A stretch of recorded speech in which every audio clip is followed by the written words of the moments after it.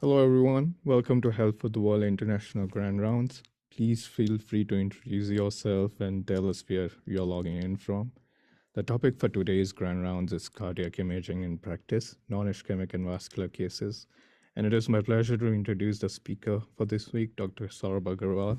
Dr. Agarwal is an associate professor of diagnostic imaging at the Warren Alpert School of Medicine, Brown University, where he also serves as the vice chair of diversity and inclusion. Dr. Agarwal went to medical school at University of Chicago, and subsequently he trained in diagnostic radiology at Mallinckrodt Institute of Radiology at Washington University. And after that, he continued his training in cardiac imaging at MGH, primary teaching hospital of Harvard Medical School. We will have a Q&A session after the talk, so please feel free to add any questions you may have in the chat box or the Q&A box. And for the month of May, courtesy of Brown University, this lecture qualifies for an AMA PRA Category 1 credit for US-based physicians. So please feel free to claim the credit after the lecture. And without further ado, Dr. Agarwal, please take it away. All right, thank you so much for the introduction. It's a pleasure to be here. So today I'm going to be talking about cardiac imaging in practice. And because, at least in the United States, cardiac imaging is a little bit of a niche field in that just a small percentage of us interpret these types of studies, I thought it would be beneficial to do this as a case-based lecture.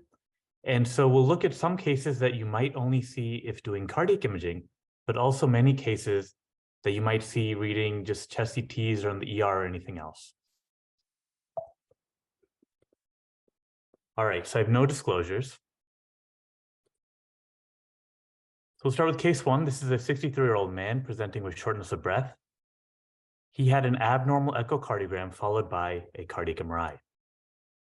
And you can see this 4-chamber cine image here. And just think about what you think the most likely diagnosis is as I describe some of the imaging findings. So in this patient, you'll note that the left ventricular myocardium is very thick. You'll also notice that the atrial wall is very thick as well, and there's biatrial enlargement.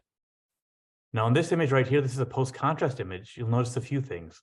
One is that there's diffuse subendocardial late gadolinium enhancement.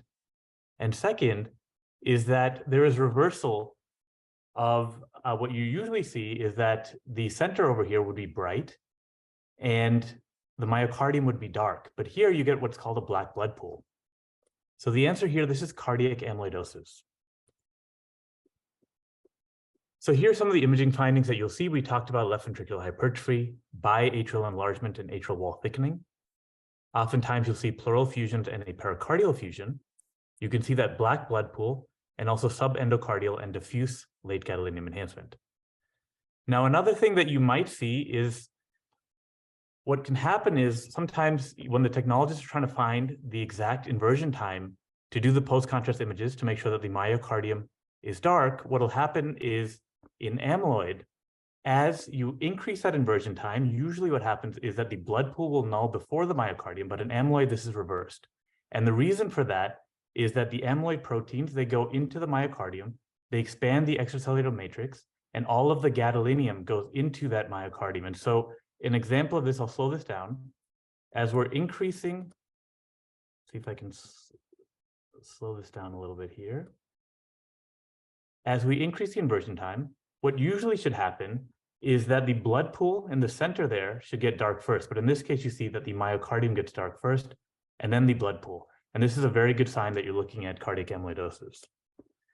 So just a couple of teaching points about amyloid. This is a systemic disease, and there are a few different types, but the two main types are the AL type and the ATTR type. And the survival in both is driven by cardiac involvement. Now, the important thing to recognize here is that the AL type has significantly worse prognosis. The 1-year mortality is actually up at 45%. So this is a very bad disease to have. Now, one question that often our clinicians will ask is, what about the nuclear medicine PYP scan? That is a great study to do, but that generally finds ATTR type amyloid, whereas the cardiac MRI can detect both types. All right, case two, this is a 52-year-old presenting with chest pain, with exertion, and had a negative cardiac catheterization, and a cardiac MRI was done to look at what is going on. So as you look at these two images, if you look at this first one over here, you'll notice that the left ventricular septum here is very, very thick. And if you look at this 3-chamber view, this is just to orient everyone, this is the left atrium, this is the left ventricle, and here's the aorta. And you can see this left ventricular outflow tract very nicely. And what you'll notice as the heart is contracting, in systole, this is the anterior leaflet of the mitral valve, and this is being drawn forward. And because of that, you can see this little jet right over here. This is a flow acceleration jet. So this is known as systolic anterior motion of the mitral valve, and this can happen when you have hypertrophic cardiomyopathy. So this is a patient who has hypertrophic cardiomyopathy, and in this case, because we saw SAM in that flow acceleration jet, this would be hypertrophic obstructive cardiomyopathy, or HOCM. So this is a genetic cardiomyopathy, and it's relatively common when you're talking about cardiac diseases. So it's about 1 in 500 people, and it's actually the most common cause of sudden death in young patients. Now, the reason for this is generally thought to be that when you have hypertrophic cardiomyopathy, your myocardial fibers are in disarray, and because of that, this predisposes to having arrhythmias.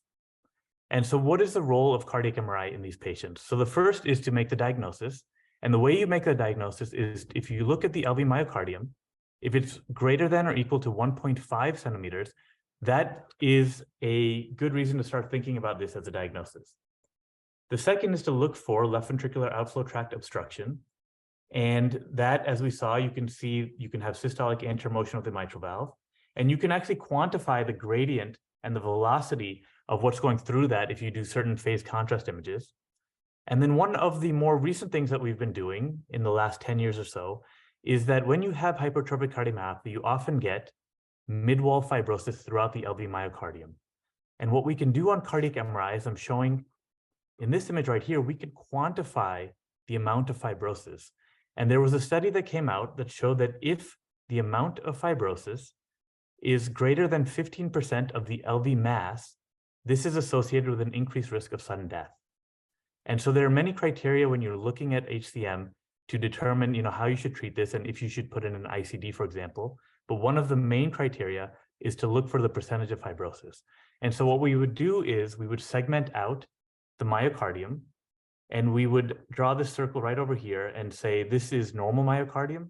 And then the computer system in the software that we use would then find all of the areas that are greater than 5 to 6 standard deviations greater than the normal myocardium with late gadolinium enhancement, as you can see all this yellow over here. And if that is greater than 15%, then in those patients, they're more likely to get an ICD placed. All right, case 3, this is a 20-year-old basketball player, and he had new onset chest pain and dyspnea. He had an abnormal echocardiogram, which is followed by a cardiac MRI. All right, so take a second and look at this 4-chamber cine image and think, what do you think would be the most likely diagnosis? Is this non-compaction cardiomyopathy, Takotsubo cardiomyopathy? Is this completely normal? Or is this another case of hypertrophic cardiomyopathy? Now, when you look at this, I think you can eliminate that this is not hypertrophic cardiomyopathy. We just saw another case where the septum was very thick. The septum here looks pretty normal. You'll notice that the LV is contracting, but the function is likely decreased. This is not contracting, nicely like you'd see a normal heart contract. And so this is not normal. Now, one thing you'll note when you look at this is if you look at all of these trabeculations, this is just too much.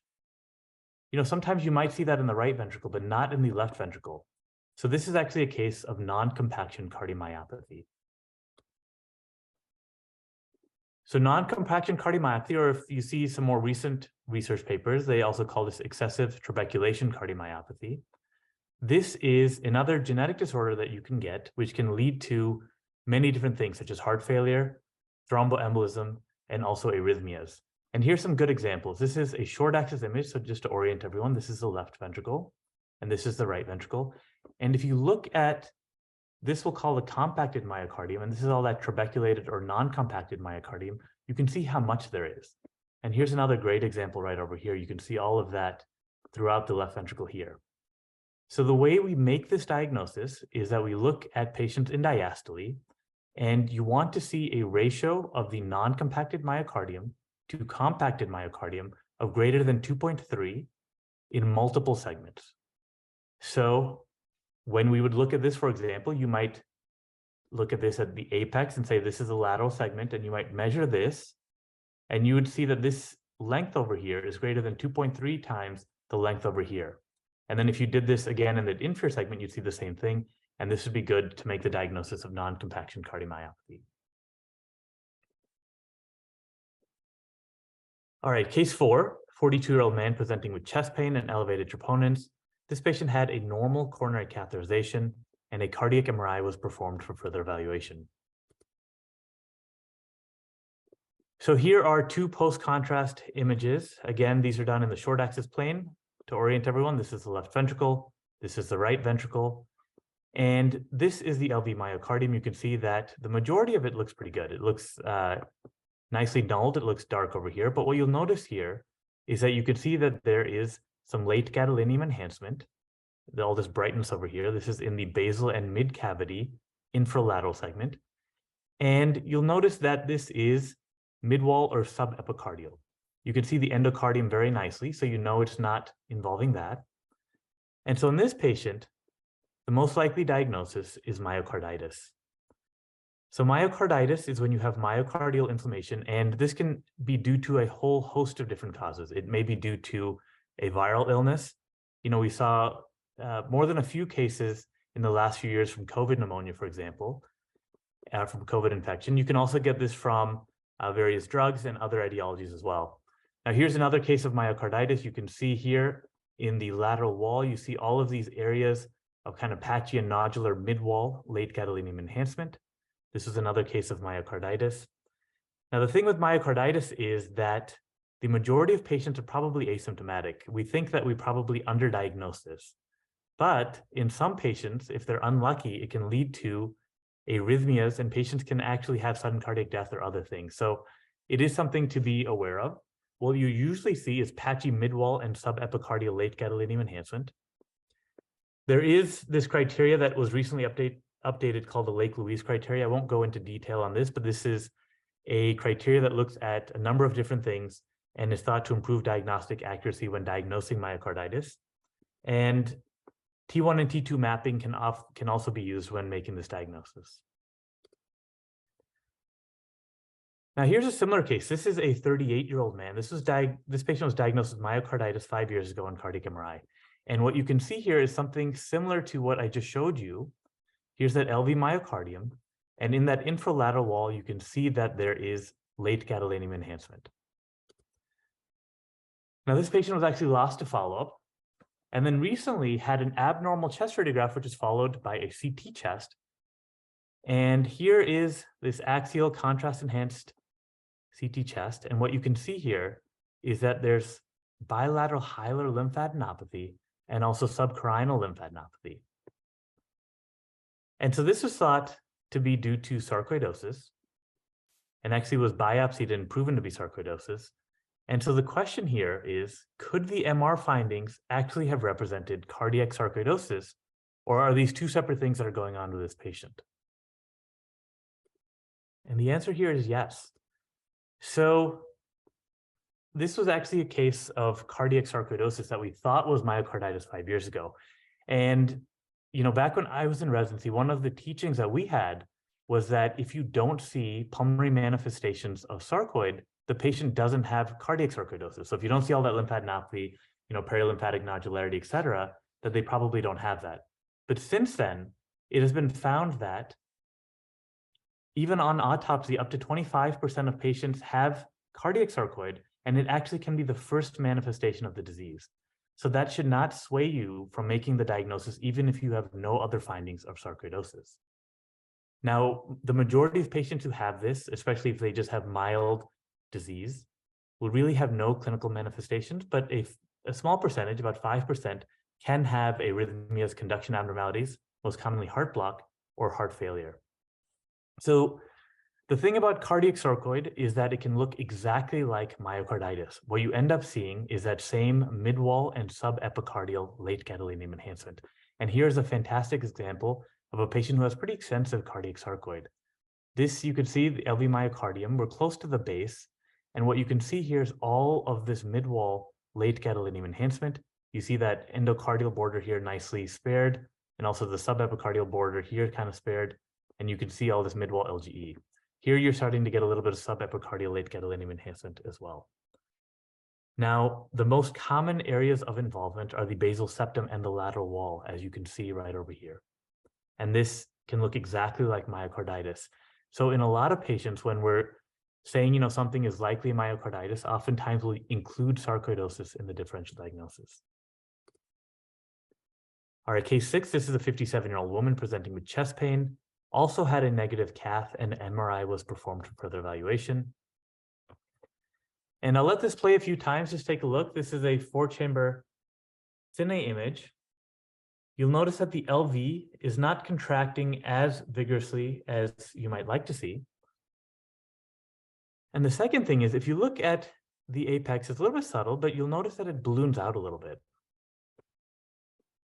Right there, it kind of goes out just a little bit there. And so this was a case of Takotsubo cardiomyopathy. So this is a transient, usually reversible disease that affects the left ventricle. And interestingly, this generally occurs after a very stressful or emotional trigger. And the vast majority happen in postmenopausal women. And so there are many different names for this because of what usually triggers this. This has also been known as broken heart syndrome, stress-induced cardiomyopathy, or apical ballooning syndrome. And the vast majority of these patients will improve. So this generally has a very favorable prognosis. One thing just to be aware of, that in a very small percentage of cases, especially in the acute phase, when the patient is having this, there can be some life-threatening complications. This is, again, in a very small percentage of patients, and about 2% of patients. And those patients can have severe heart failure, shock, or arrhythmias, but the majority of patients just improve. And the reason that it's called Takotsubo cardiomyopathy is because it's thought that the left ventricle, as it balloons out, kind of looks like this Japanese octopus trap. And it comes from that Japanese word from Takotsubo, tako meaning octopus and subo meaning pot. All right, next case, a 29-year-old man presenting with chest pain, shortness of breath, had a CTPE with an abnormal finding. So this is from a CTPE. And what you can see here, it's a little bit tough to tell and separate this out from the contrast that you see in the right ventricle, is all of this. This is all actually all pericardial thickening, and this is all calcification kind of along that pericardium. And you can see that over here along the inferior wall as well. And so because of this, a cardiac MRI was performed to look for constrictive cardiomyopathy. And cardiac MRI is excellent when you're looking for this diagnosis. So here are 2 cine clips. And what you can see here on this one, you'll notice that the septum kind of has this little bounce. So you can see that it's kind of shaking a little bit every time the heart is contracting. So what happens is with constrictive pericarditis is that you have, usually the pericardium is not constricting the heart, and it's not all thickened and forcing the heart to stay, where it's at. And so what happens is when you have that fixed pericardial volume, the ventricles are competing for this diastolic filling. And so the pressures kind of equalize. And that's why you see this kind of bounce. So usually the left ventricle usually has higher pressure, but in this case, they have equivalent pressures. Now, this is a series that we sometimes do. This is called a tagged cine image. And what you can see here is that if you look anteriorly over here, these are these grid lines, and you can see that you have pericardial slippage. So this is normal right over here. You see that they're slipping, so that means there's no adhesions or anything kind of tying the pericardium down. Whereas over here, along this lateral wall of the right ventricle, where all of that calcification was, you see that these are not slipping. They're kind of just, kind of in the same sort of plane over here. And so this is a good sign that there's adhesive disease right here. And this is another good sign for constrictive pericarditis. So constrictive pericarditis, this is when you have thickened fibrotic calcified pericardium and it impairs diastolic filling. And so the thing with this disease is that the diagnosis can be very challenging, but it has very important clinical implications. And this is because that the way to treat this is actually pericardial stripping, that a cardiac surgeon will go and actually take off the pericardium, which is a very painful procedure, but the only way to really cure this. And so you don't want to be wrong when you make this diagnosis. So what can you do? You can look at pericardial thickening, usually considered greater than 4 millimeters. You can look for that diastolic septal bounce, which we saw. You can look for that lack of pericardial slippage. And then the thing that I find most helpful is this sequence right here that I'm going to play. So what you can do is you can do this free breathing cine image. And basically what happens is that you get paradoxical motion of the septum in inspiration, and that is pathognomonic for this entity. So let's look at this over here. You'll notice that as the diaphragm goes up, the left ventricle is popping out, or the septum here is kind of going normally, it's kind of going outward. But as the patient takes in a breath, you'll notice that the septum straightens. And that is pathognomonic for the disease. So this is another case here of constrictive pericarditis. All right, case 8. This is a 26-year-old incarcerated patient with cardiac arrest from unknown etiology. This patient had ventricular tachycardia and fibrillation, had an abnormal echo, and this patient has something that's known as arrhythmogenic right ventricular dysplasia. And this slide is a little bit busy, so I'll explain this. So ARVD, or ARVC as it's also known, is an entity that, again, is thought to be, from birth, a genetic abnormality. And what can happen is that is diagnosed when you have fibrofatty infiltration of the right ventricular wall.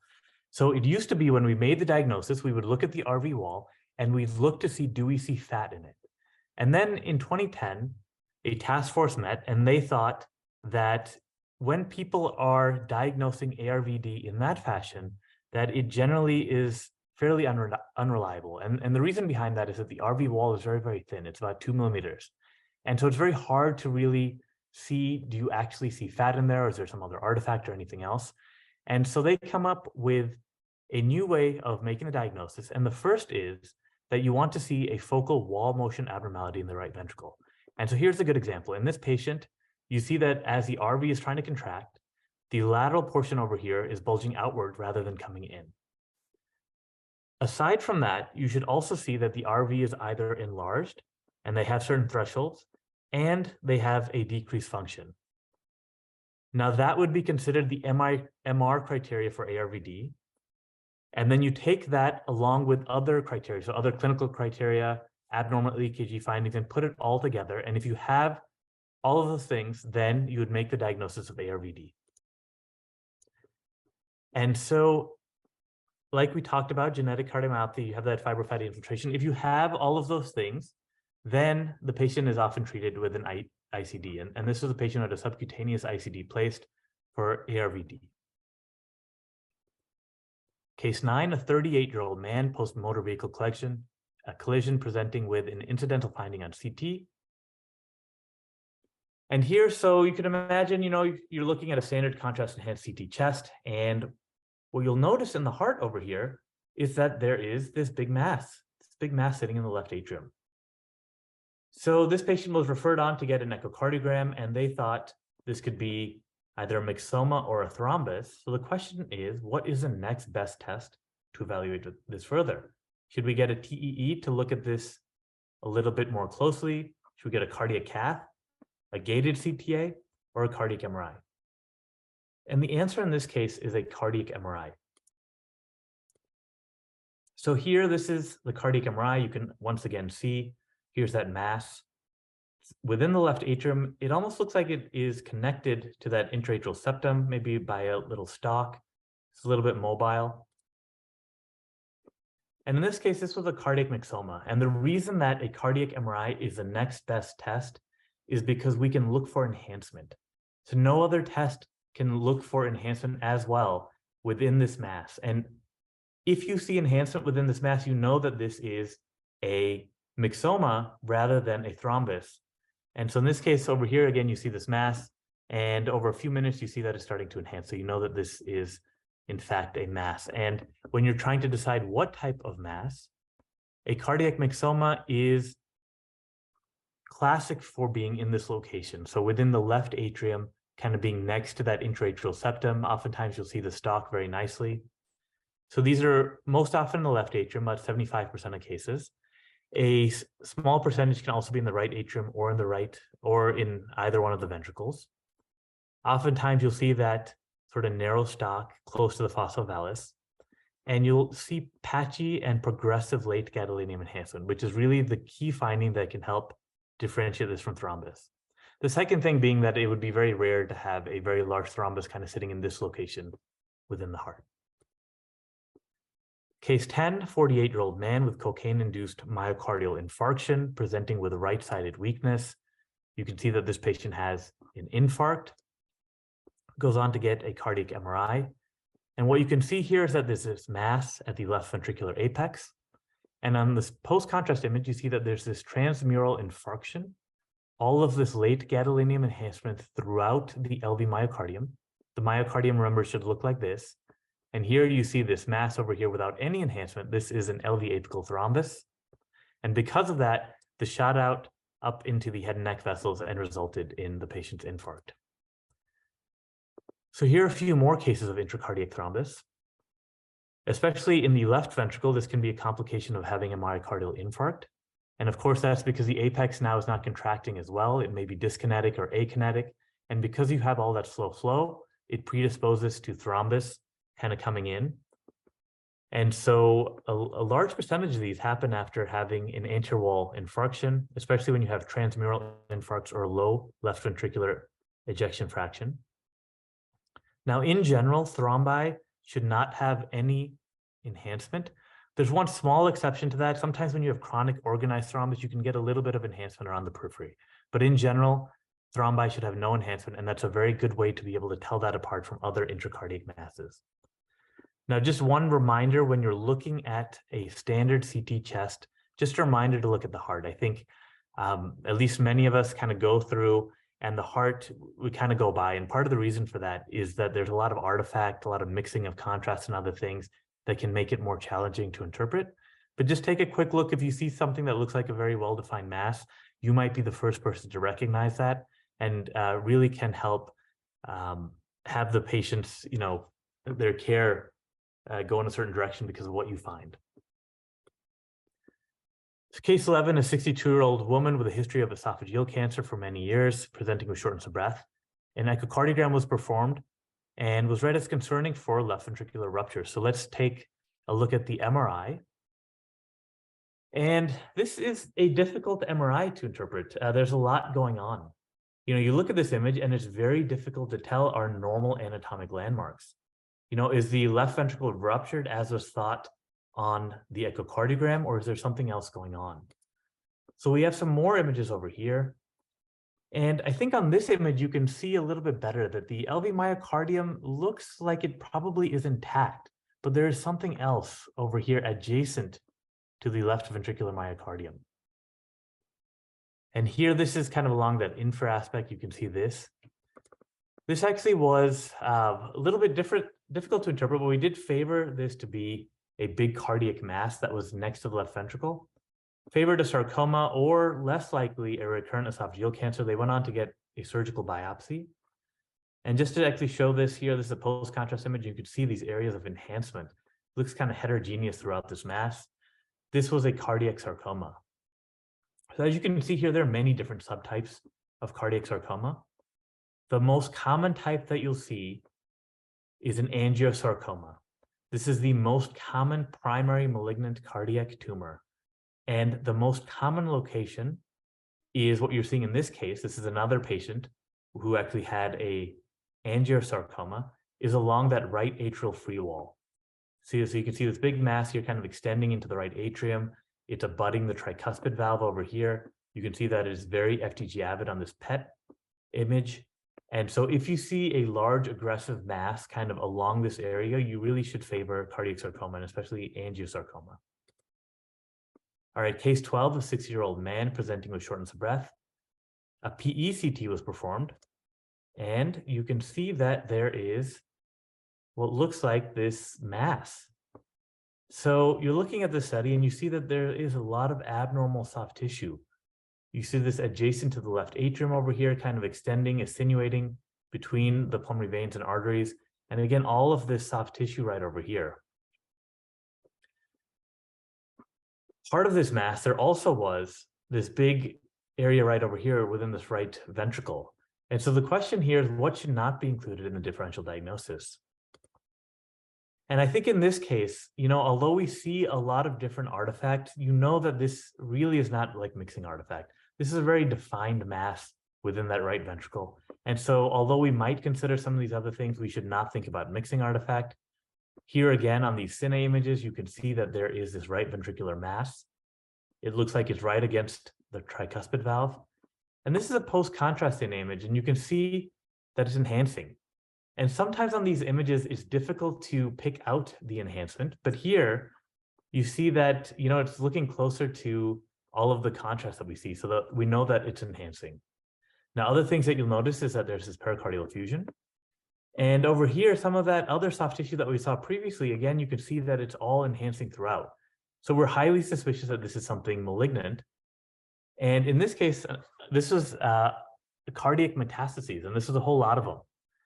So these are far more common than primary cardiac tumors, about 40x. So although we saw a patient who had angiosarcoma, having a cardiac met is far more common when you're talking about malignant tumors. So the most common metastatic tumors are mesothelioma, melanoma, lung cancer, breast cancer, and ovarian, gastric, and renal carcinomas. And cardiac MRI, just like we saw with the MYXOMA versus thrombus, really can be instrumental when helping differentiate from thrombus. And what we're really looking for, once again, is that enhancement. So case 13, a 45-year-old who had an abnormal right atrial mass on echocardiogram. MRI was performed. And so the question here is, this is that mass over here. And so on echo, they were unsure what that was. They were concerned, could this be a little thrombus? Could this be something else? And so the question here, what is the diagnosis? Is this a thrombus, a myxoma, little met like we just saw? Or is this the crista terminalis? And I think you might be able to tell by the way I asked that question. This is a normal structure. This is the crista terminalis, very important to recognize because it's often confused with being something that has pathology, either, a thrombus or a metastasis. So this is a normal structure. This is a prominent muscular ridge between the supravena cava and the right atrial appendage. It separates the smooth and muscular portions of the right atrium. And it's considered a pseudomass because it can be misinterpreted as a mass, especially on echo. And here's another one. Sometimes it doesn't really show up very well, and other times it looks kind of prominent. But when it's in that location, you should just recognize that this is a completely normal structure. Case 14, this patient was a smoker, actually had a lung cancer screening CT. So now we're starting to look at things that you might see on other things, other types of studies. And you could see that there was what was actually called a mass. And this patient was actually referred to get a cardiac MRI. Now you can make this diagnosis just based on the CT. You can see that this actually is fat density. This has the same sort of attenuation as all this pericardial fat over here. So you don't need an MRI or anything else, but the person who was reading this didn't recognize that. And so this patient went on to get an MRI. And what you can see here is that this is just normal fat. You can see that this is completely nulling on these images right here. This, of course, is lipomatous hypertrophy of the intraatrial septum. This is a benign entity where you get excess adipose tissue within the intraatrial septum. Now, this is very important to recognize, at least on the CT, or if the patient gets referred for an MR on that study, but hopefully you just recognize it on CT. But what you don't want to do is to get a PET. And the reason for that is that it will show increased FDG uptake because it's brown fat. So it's taking up the FDG. It's more metabolically active. So here's one case, actually. This was a case that was referred from outside hospital. It was a patient who had melanoma, and this was actually read on this PET as a metastasis. And luckily, when the patient came to tumor board, I went back and reviewed all these images and saw that this actually was just lipomatous hypertrophy of the intraatrial septum, and this was not a metastasis. And this greatly changed the way that the patient was managed. All right, next case, a 29-year-old woman presenting with hypotension after a motor vehicle collision. And here are images from the patient's chest CT. And so there's a lot going on. over here. And so the question is, which of the following demonstrates traumatic injury? Is it the lungs, the heart, the pleura, or all of the above? Now, what you'll notice here is that there's all this contusion, there's all this ground glass opacity, so the lungs are definitely imaged. You see that there's bilateral pneumothoraces, so you know that the pleura has been damaged.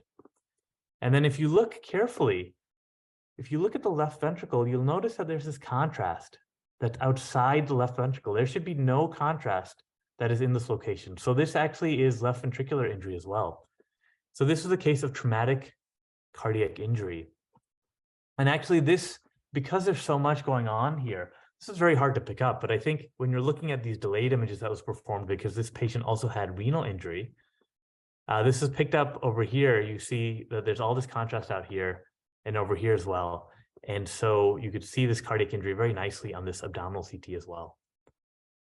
So traumatic cardiac injury is among the most lethal of injuries in thoracic trauma patients. And it's something that we often miss because there's a lot going on. Sometimes we're just not looking at the heart. Here's another patient had a fall from a 20-foot ladder. You can see that there's all this contrast outside where you'd expect it. It's along the LV myocardium. You also see that there's hemopericardium, so blood within the pericardial space. This also is a case of traumatic LV myocardial rupture. Now, these patients may have abnormal EKG findings or elevated cardiac enzymes. In general, the RV is the most commonly injured, and that's because it is the most anterior in the chest. And signs include hemopericardium, like in this case, contrast extravasation, or rarely you might see pneumopericardium or air within the pericardial space. All right, so now we're going to move on to some vascular cases. I'll show a few of these. I have, I think, more than time will allow, but I'll go for a few more minutes so we have time for questions as well. So this next case, this is a 31-year-old man with a history of IV drug use with heroin, presenting to the ER with chest pain, fever, and chills. And I'm showing this chest x-ray because when you look at this chest x-ray, this looks pretty normal. I think it's hard to pick out anything on this chest x-ray. This patient went on to get a CT chest. This actually was a CTPE, and this was read as negative. And you can see, when the indication for something is to look for pulmonary embolism, that's kind of what your mind is focused on. And so there were no PE. And once again, the heart is challenging. I show several of these cases where things may not have been seen in the heart, mainly because it's hard to find things in the heart. The heart is moving around a lot. There's a lot of motion, a lot of other artifacts. But now when you go back here, you can see that things don't look quite normal around the aortic root. There's a lot of thickening over here. There's kind of these lines over here, these areas of lobular contrast. So this patient actually went on to get an echocardiogram, and on the echo, they saw something. And then they ended up getting a gated CTA. Now, look at the difference in how well you can see everything between this CTPE, which is not gated, a lot of motion artifact, and then this gated CTA, which you can see everything looks very nice. And you can see that there are all these areas of contrast outpouchings coming from the left ventricular outflow tract over here, from the region of the aortic valve. You can see that this is all thickened and nodular. There's all this soft tissue kind of going around here. And here's some more images over here, all of this contrast kind of coming out over here. And so this was actually infective endocarditis. You can see that these are pseudoaneurysms. And because they're quite extensive, this is actually causing a fistula between the left ventricular outflow tract going around the aortic valve into the proximal aorta. Now in the United States, we've been having this national opioid epidemic. This slide is a little bit old, only going to 2015, but this has continued to increase. That some studies are looking at this and finding that this is actually becoming one of the leading causes for young patients dying now, because there's this epidemic of opioid use. So things that we're looking for are vegetations, aortic root abscess, pseudoaneurysm, fistulas, valve dehiscence. This is a more larger example where you see really this large pseudoaneurysm kind of arising from that left ventricular outflow tract.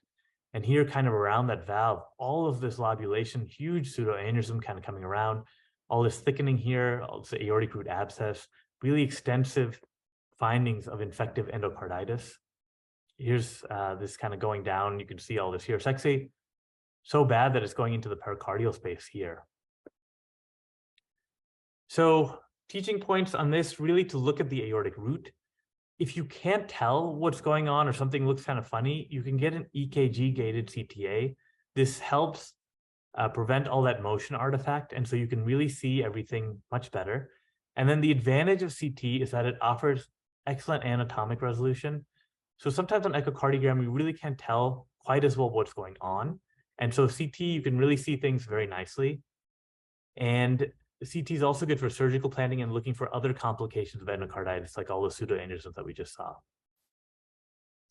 So next case, a 45-year-old man presenting with cough. Now this chest X-ray, you'll be tempted to say that this looks completely normal, and I think many people would. If you're looking very closely, you can see that this contour right over here is a little bit prominent, this kind of right paratracheal, near that tracheobronchial angle contour, a little bit too big. This is where you'd expect the ascending aorta to be. So when you see this contour and it looks a little bit prominent, you might think about an ascending aortic aneurysm. If you look on the lateral view, I think you could see that this looks big over here. So now your suspicion for an ascending aortic aneurysm has gone up. So in this case, when you're thinking about an aortic aneurysm, it can be due to many different causes. It may be due to just atherosclerotic disease, connective tissue disease, such as Marfan's disease, vasculitis infection, or aortic stenosis. And in this case, you see this is a black blood image just showing that aortic aneurysm. And here you see this flow acceleration jet across the aortic valve. So you might be thinking of aortic stenosis. And here's a cine image showing that this patient has a bicuspid aortic valve. When you see it open, you see it has sort of that fish mouth appearance. So this is a bicuspid aortic valve. It is the most common congenital abnormality. These are images from that patient. You see that in this patient, there is the aortic valve here is just not completely opening. This cusp here is completely fused. And because of that, the area of the aortic valve opening is very small. And that's why you're getting this flow acceleration jet across that area. And that is contributing to the patient having that aortic aneurysm. So it most often presents with aortic stenosis. So bicuspid aortic valve, if you see a heavily calcified aortic valve in a younger patient, you might suggest this. There is a strong association with congenital heart disease, especially aortic coarctation. And we are starting to learn that bicuspid aortic valve results in aortopathy that is similar to that in Marfan's disease. So this increases the risk for aortic dilatation, aneurysm, dissection, and rupture. So this was a patient who had a bicuspid aortic valve and had an aortic dissection, thought to be due to this aortopathy that they're having in relation to that bicuspid aortic valve. All right, next case, a 27-year-old woman presenting with chest pain. Here is the chest radiograph and looks pretty normal. Now, this patient had an aortic dissection CTA. This was done at an outside hospital, and this was read as an aortic dissection. You can see that there is this line over here. Now, a couple things that are a little bit funny about this line. You'll notice that there is kind of this little line kind of going through the SVC.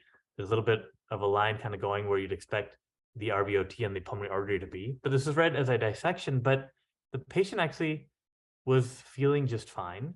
They really weren't having a whole lot of symptoms, and except for just some chest pain, but it really wasn't fitting with dissection.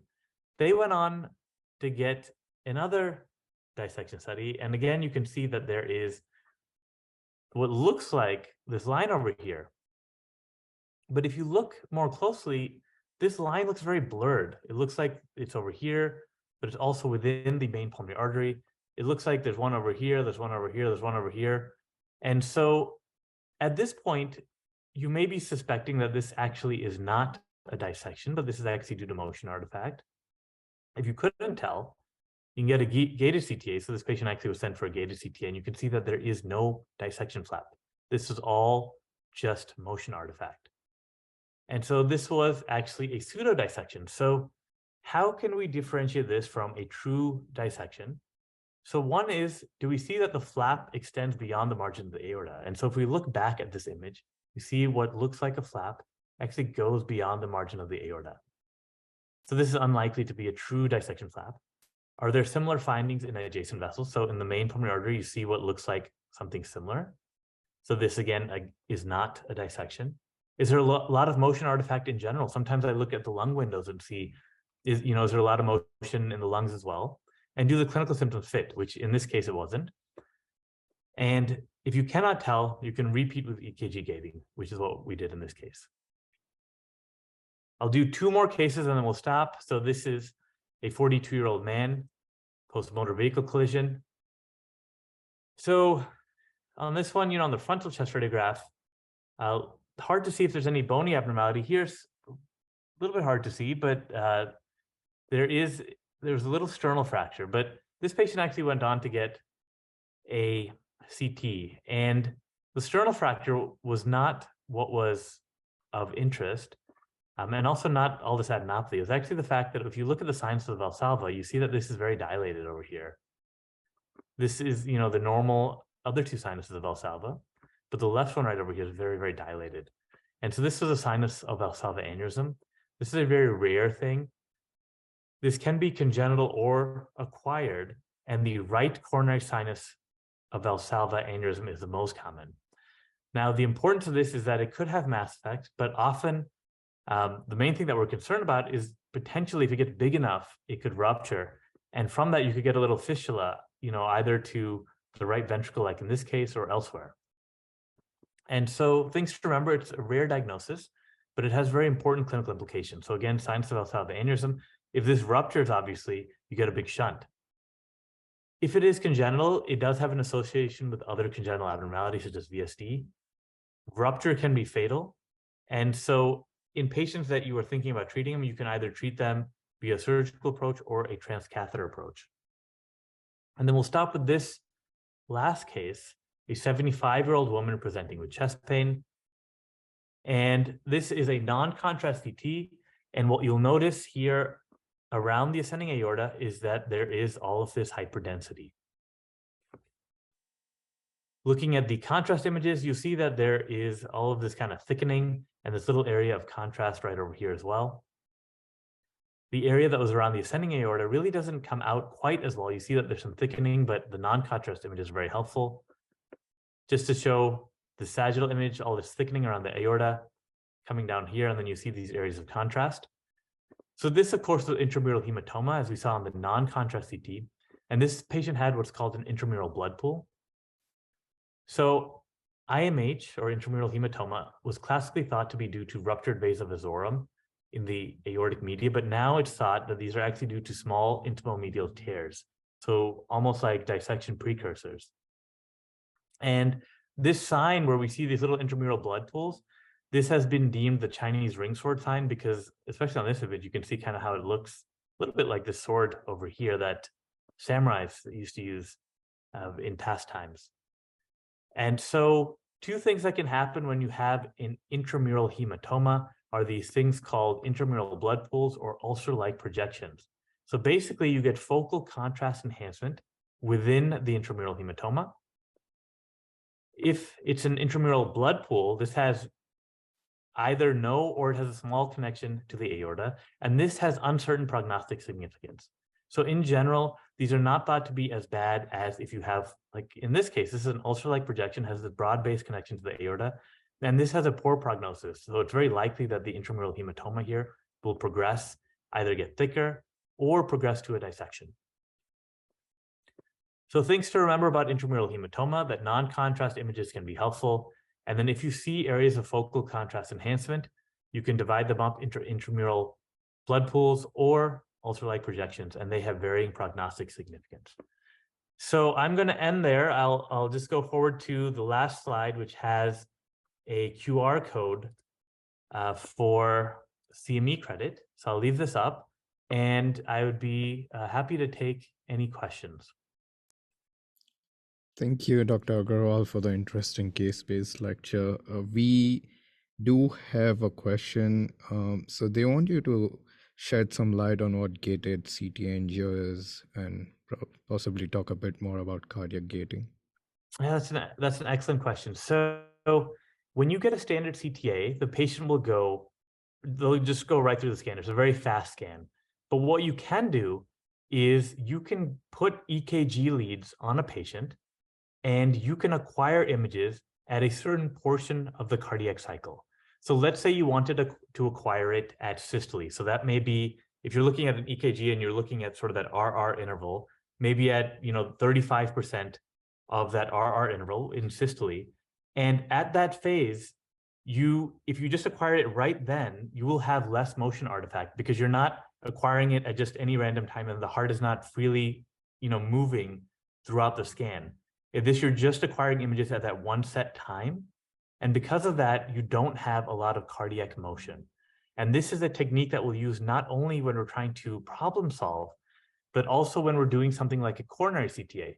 Because when you're doing a coronary CTA, you can imagine that the coronary vessels are very, very small. Again, they're 2 to 3 millimeters. They're moving around a lot. So it's hard to really look and see, do you see any plaque or any stenosis? But if you use that EKG gating, you acquire images just at that set time. And because of that, you don't have a lot of cardiac motion. And so you can see everything a whole lot better. And so, you might ask, why don't we do this on everybody? The downsides are, one, that it takes more time. You have to get the EKG leads. The technologist needs to know how to do it. And second is that there's more radiation because, the patient goes into the scanner and rather than going all the way through, they're kind of stopping at that one section and the scanner is just on for the period of time during that cardiac cycle. And then you're just reconstructing images at a certain portion. Thank you, Dr. Agarwal. That helped a lot. We don't have any more questions. Okay, I think one question came in. Would you do triple rule of CT chest? If so, how do you do it? So that's a very good question. So triple rule out CTA, for anyone who doesn't know, that is a type of CTA where you could exclude PECT, dissection, and look at the coronary arteries as well.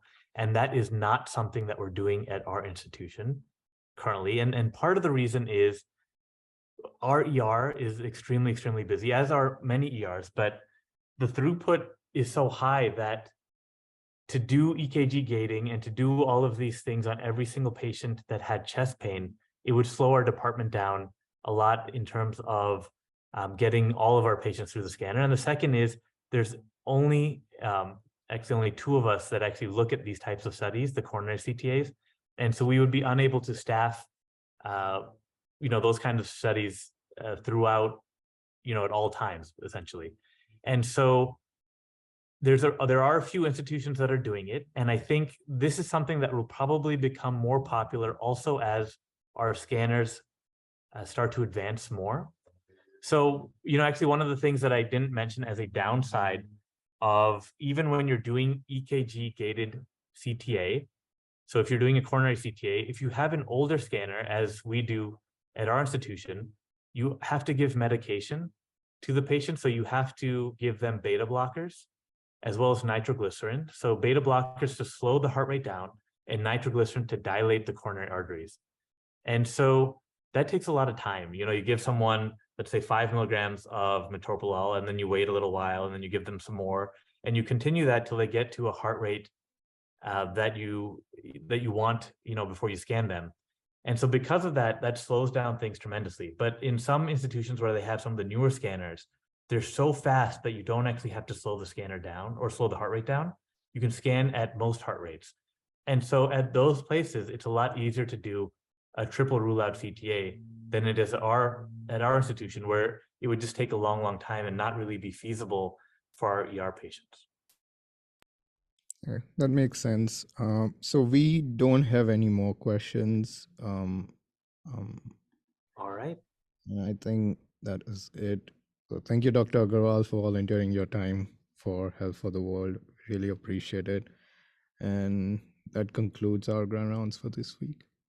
All right, excellent. Thank you.